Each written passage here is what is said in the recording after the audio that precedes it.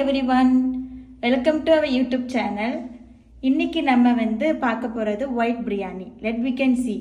நம்ம white biryani எப்படி செய்ய போறதுன்னு பாப்போம். இப்போ நான் ஒரு பாத்திரம் எடுத்துக்கிறேன். இப்போ நான் நெய் ஊத்திக்கிறேன். சோ தேவையான அளவுக்கு நான் நெய் ஊத்திக்கிறேன். பிரியாணி செய்யறதுக்கு நம்ம கடலை எண்ணெய் தான் யூஸ் பண்ணுவோம். சோ நீங்க கடலை எண்ணெயை யூஸ் பண்ணிக்கோங்க.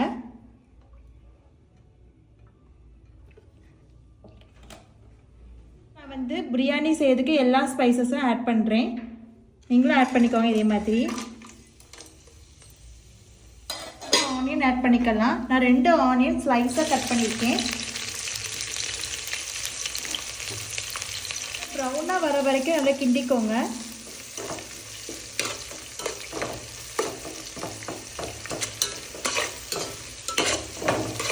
எனக்கு இப்போ ஆனியன் ஓரளவுக்கு ப்ரௌன் ஆயிட்டு, இப்போ நான் இஞ்சி பூண்டு பச்சை மிளகா, நான் 4 பச்சை மிளகா காரத்துக்கு எடுத்திருக்கேன். நீங்கள் உங்களுக்கு எவ்வளோ காரமோ நீங்கள் எடுத்துக்கோங்க.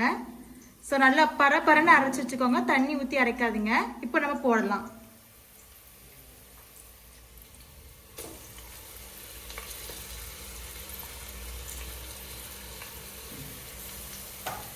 நல்லா கிளறி விட்டுக்கோங்க.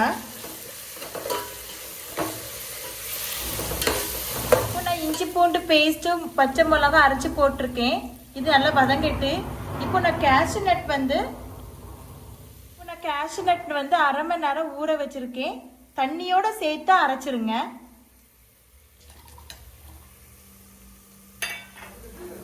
இப்போ நான் 3 சைஸ் பெரிய பச்சை மிளகா போட்டுக்கிறேன். ஒரே ஒரு தக்காளி ஸ்லைஸா கட் பண்ணிருக்கேன். நீங்க ஸ்லைஸா கட் பண்ணி போடுங்க. நல்லா வதக்கி விட்டுக்கோங்க. இப்போ நம்ம சிக்கன் போட்டுக்கலாம். நான் கொஞ்சம் எலும்பு எடுத்துருக்கேன், பீசஸும் எடுத்துருக்கேன். கொஞ்சம் பெரிய பெரிய சைஸாக தான் எடுத்திருக்கேன். நீங்களும் அப்படி போட்டுக்கோங்க, அப்போ தான் நல்லாயிருக்கும். நல்லா கிளறி விட்டுக்கோங்க. இப்போ எண்ணெயிலே நல்லா வதங்கட்டு, நல்லா வதங்கினதுக்கு அப்புறம் தயிரும் கேஷ்யூ நட் பாலும் ஊற்றிக்கலாம். இப்போ நான் 1 கொத்து புதினா 1 கொத்து மல்லியெல்லாம் எடுத்திருக்கேன். அப்படியே போட்டுருங்க. நல்லா கிண்டி கிளறி விட்டுக்கோங்க, அப்போ தான் நல்லா வதங்கும்.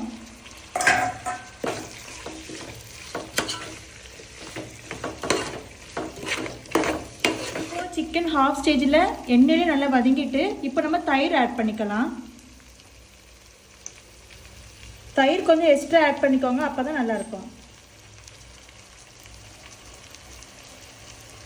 இப்போ நம்ம அரைச்சி வச்ச கேஷ்யூ நட்டை போடலாம், ஊற்றலாம்.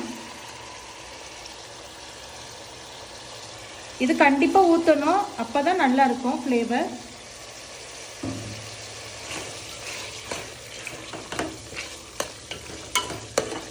இப்போ 1/2 டேபிள் ஸ்பூன் நான் மல்லியெல்லாம் யூஸ் பண்ணிக்கிறேன். நீங்களும் 1/2 டேபிள் ஸ்பூன் யூஸ் பண்ணிக்கோங்க.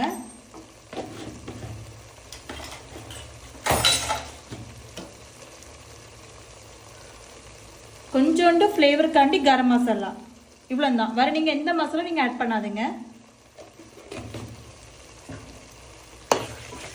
இப்போ நான் 4 கப் அரிசி வச்சுருக்கேன்.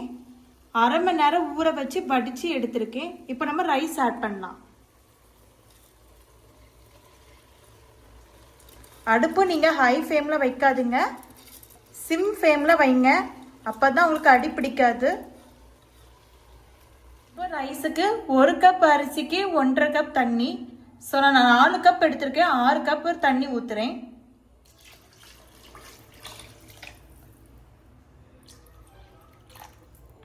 கொஞ்சம் எக்ஸ்ட்ரா கப் தண்ணி ஊற்றிக்கோங்க, ஏன்னா கொஞ்சம் வித்து போல இருக்கும், அதனால கொஞ்சம் குழஞ்சி சாப்பிட்டா அது நல்லாயிருக்கும்.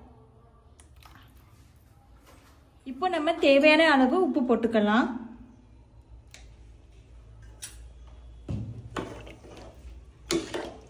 நல்லா கிளறி விட்டுட்டு உப்பு டேஸ்ட் பண்ணி பார்த்துட்டு அப்படி மூடிடுங்க. நம்ம லெமன் ஊற்றிக்கலாம்.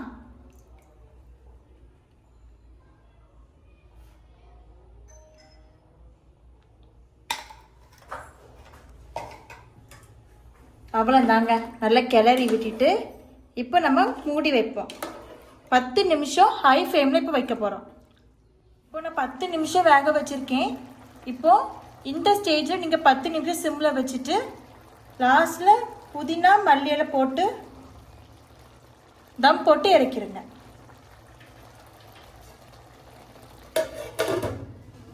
ஓரளவுக்கு வெந்துட்டு இப்போ நான் தம் போட்டுறேன். தம் வந்து ஒரு 5 நிமிஷம் போட்டால் போதும். அதுக்கப்புறம் நம்ம ஸ்டவ் ஆஃப் பண்ணிவிட்டு 10 நிமிஷம் கழிச்சு நம்ம திறந்து பார்க்கணும். ஃபைனல் பிரியாணி ரெடி ஆயிடுச்சு. எப்படி இருக்குது பார்த்தீங்களா? ஸோ இதே மாதிரி நீங்கள் ட்ரை பண்ணி பாருங்கள். Okay, so most interesting video. Please subscribe my channel and share it. Thank you all.